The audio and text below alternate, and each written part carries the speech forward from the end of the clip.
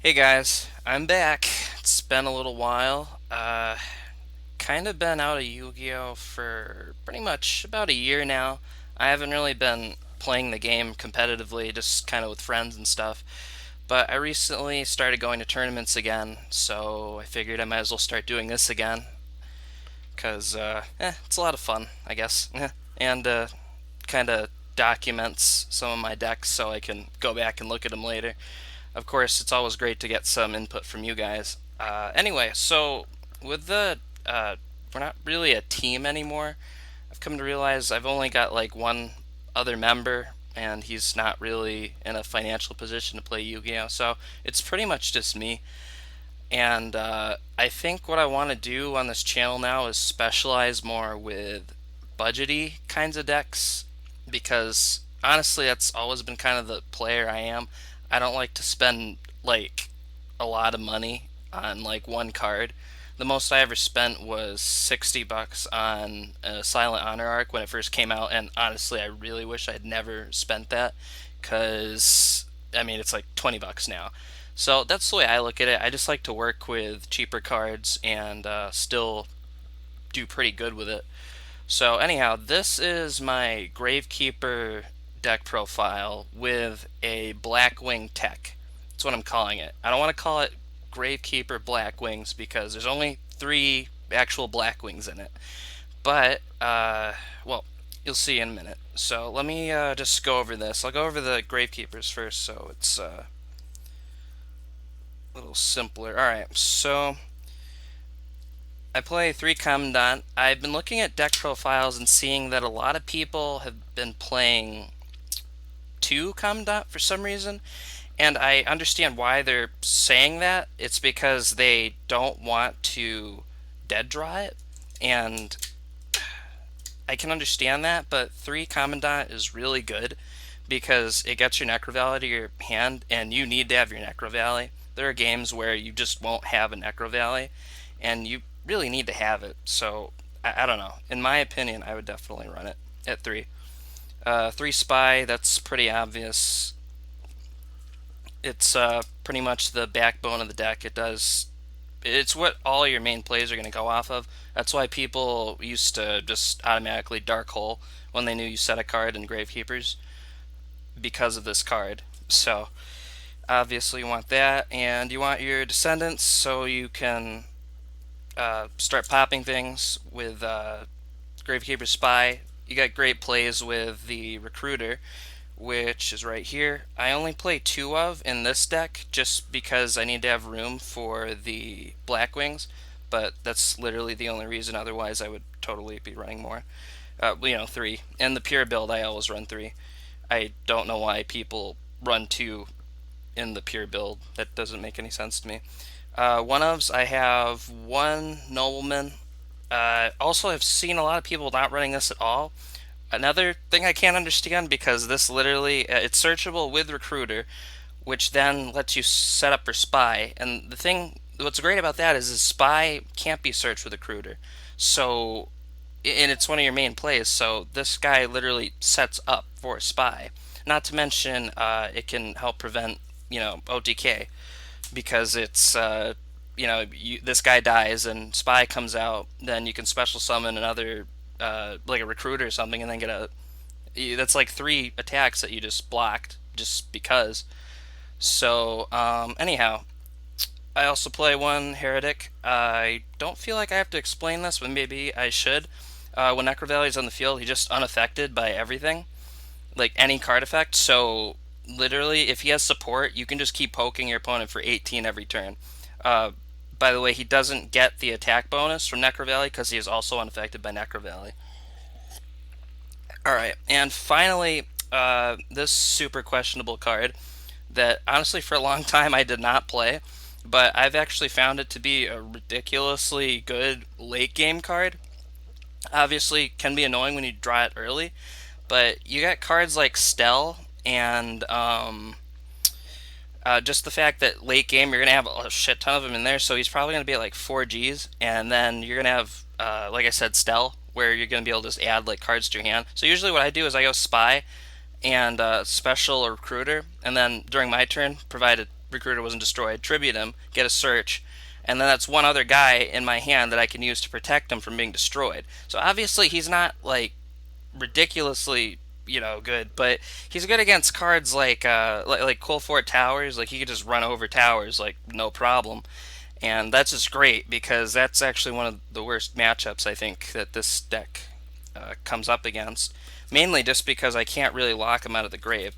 So that is all the Gravekeepers that I play, and one Ancient Elf, of course. Let's see. So for the Blackwings, I play two Gale and one Zephyros. So just so everyone knows, this isn't something that I completely came up with on my own. I have seen this before, uh, but generally, this, and I'm gonna try to explain this as best as I can because this is definitely not super common in Gravekeepers anymore. It was great like when Gale first came out because it was just a really good card.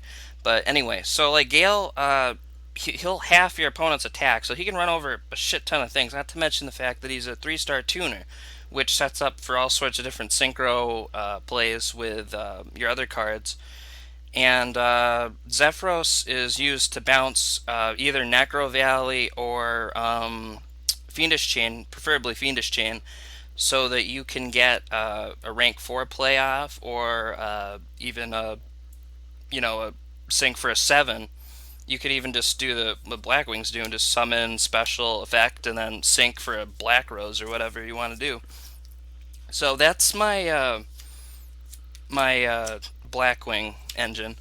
And finally, I play one glow up bulb, which you guys might be like, what the heck is this guy playing a glow up bulb for? That makes no sense at all. I play it because this deck is direly in need of cool plays to do, and yeah, I really like to have it because yeah, I can make Stardust with a recruiter and a spy. I can make a level 5 synchro like Armades. So I think it I think it's perfect. All right, I am talking way too much, so I'm going to try and breeze through the next cards here. Obviously, run 3 Necro Valley. Again, I've seen people running only 2 Necro Valley, or I heard about someone who was running only 2 Necro Valleys. Again, it doesn't make any sense because that's like the main card in this deck. I run 3 MST, although a lot of people are putting it to 2 or 1, or not even running it at all. I think it's super good against, especially in this deck, because things like Quillfort, Scout, I can just let him pay his 800 and then just pop it. And not to mention just a lot of other cards. There's cards that really, like, continuous cards that just sit there, like, that are really painful for this deck. And then, you already got it in there for game 2 when people actually start siding Shadow Imprisonings and stuff. So I think it's a good card. I play only 2 dualities in this deck because I do special summon a little bit more. I think in the pure build I like to run 3 though. 2 Stell, it's your +1 card, recovers, whatever you got in the grave. Little too much at 3, and at 1 it's kind of like you're never going to see it. Book of Moon, it's a staple in general. I play it in most every deck because it's just such a wild card. But it's also super good in this because you can just abuse Spy. And I've actually heard that it's the reason, I guess, it got limited in the first place, like way back, but I'm not sure if that's actually true or not. I'm not sure if GKs were relevant back then. I play 1 Royal Tribute. A lot of people don't actually want to play it at 1, and I can completely understand why, because you can easily minus yourself or you can't draw it first turn. But there's so many games that I've won because I've unfairly just drawn this card like my first turn and just emptied my opponent's hand, especially against a deck like Infernoids or well, you don't want to do it to a Burning Abyss or a Shadow. So actually, it's probably not a good idea to just first turn do that in this format. But anyhow, it's still a good card against a lot of different decks. I play one Regeki, although it's not really that good in this meta. Reason being that it's back. I'm not gonna lie. I back like maybe 3 years ago, if you told me Regeki was gonna come back, I'd be like, "You're fucking retarded. There's no way this card's coming back." But it's back, and there's a reason. It's not as ridiculous as it used to be. And I play one Allure, just because you can have those hands where you just drew all monsters, and that's not really good in this deck. So I am gonna try and move right along. I run two Fiendish Chain, and the traps again because I can abuse it. I think three is a little too much. I don't care for that. Warning, Torrential, Compulse. I don't think they need explanation. They're kind of staples. Uh, yeah, I mean, although some people don't like to run Torrential, but I think you'd be silly not to. Vanity's Emptiness is pretty much a staple at this point in most every deck. Bottomless I thought was, although a lot of people aren't running it for some reason. I think it's too good not to run, so I do. I play one each of Dimensional Prison and Mirror Force. I don't like to stick to just one because there's situations where you want a Mirror Force for like a Leo, but you want a Deep Prison for like a Beals or something like that. So I play one Wiretap and one Safe Zone. Safe Zone is actually really amazing in this deck because I can use it on Descendant and just sit there with it and just keep tributing, or I could totally just use I could use it with well, there's the you run what is it, Master Key Beetle in this deck, and you can actually get the Blader lock on this. And up until Stormy Mirror Force came out, you literally couldn't do anything about it. So yeah, pretty good card, and you can use it on Gale. So just sit there with Gale and just like half your opponent's monsters for like the rest of the duel. It's pretty great, and especially now since everyone's not running MST, I guess it's apparently it's not going to leave the field. So also, I run one Rite of Spirit, and it's just for that extra card. You can get back from the grave. It's basically a reborn called the Haunted kind of thing. All right, so that is the main board. That's 43 cards. I know it's quite a bit, but then you have to remember you got cards like, well, first off, as I said, I run three of these, so that's pretty much minus three cards right there. And then you've got two Pot of Duality. So that's like minus five cards right there. So I'm basically only running like 38 cards. So, I mean, I don't know. You might not agree with that, but I personally just think that way, I guess. Anyway, there's a lot of cards in there, but I just feel like they're all necessary. I don't know which ones I would want to cut. Anyway, so this is the guy you're going to bring out the most in this deck, and in the pure build, you don't actually do very much special summoning from the extra deck at all. But this guy, even in the pure build, is the one you bring out the most. Then you've got these two, which are your situational cards. But it's very likely you're going to end up bringing them out at some point. Castell and Dark Rebellion Dragon.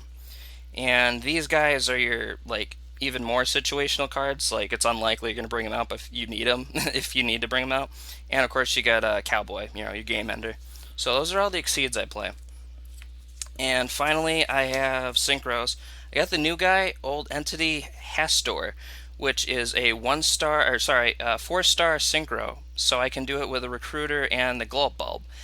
And the way this guy works is if he's just sent from the monster zone to the graveyard, I target one monster my opponent controls, and he's pretty much Fiendish Chained. And if this card leaves the field, because it equips to it, if it leaves the field afterwards, so even if I just MST'd it, then I get control of whatever monster it was. So I mean, that's pretty broken. I think that's great. A great four, best four I've ever seen. This is Armades, pretty damn good five. I think it's better than Catastor. I didn't have room for it, so I didn't put it in. One Goyo Guardian. There's going to be times where you don't have Necro Valley, so you can definitely use it. But I also use Saihimuth just in case, because you do want to have the other option.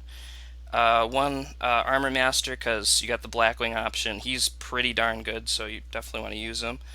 One Yazi, Evil of the Yang Zing. For anyone who doesn't know, he's like a kind of a diamond direwolf with himself, and also he can be targeted like a Leo, so he's pretty broken. Uh, Pretty much these are the guys you're gonna go, the sevens I'm gonna go into most often, and then Black Rose, of course, if I need to nuke. I have not yet gotten the Ancient Pixie Dragon, but every time I activate a field spell, which I do like at least 3 times in the game, I draw a card, so that's kind of cool. And also, I can pop one attack position card if I have a field spell, which is also very likely, so that's not bad. I could just sit there with 3,000 defense, just pop things once per turn. It's not horrible. And Stardust, the only way I can really bring out Stardust is by specialing Bulb from Grave and flipping a Spy into a Recruiter and then sinking for 8, which isn't horrible because then I've got a search off of that, so that's pretty good. Anyway, that's the extra deck. Uh, and this is, by the way, guys, this is a tournament ready deck. I'm going to locals this uh, hopefully this Sunday. If not, I'll get back to you on that, and then I'll post in the comments how I did and what I played against and whatnot. And Also, I did play with this deck, not this exact deck, but it was with the Blackwing Tech GKs. About I think 3 weekends ago at the same locals, and I got into top four, lost against Burning Abyss twice. It was such close games, but I kept losing. Anyway, so this is my sideboard. I run two Vanity's Fiend because it's pretty easy to bring out in this deck, and it's a ridiculously good card. So yeah, two Vanity's Fiend. So yeah, Ambusher definitely a really good card in my opinion because mainly, like when you think about it, what do you want to side against GKs? So you're gonna want to side Shadow Imprisonings, right? And you're going to want to take out Necro Valley because without Necro Valley, they're pretty much all dickless. So why would you not play the one card, okay, that they were so graciously given that will also bring back Necro Valley from the graveyard? Like, holy shit.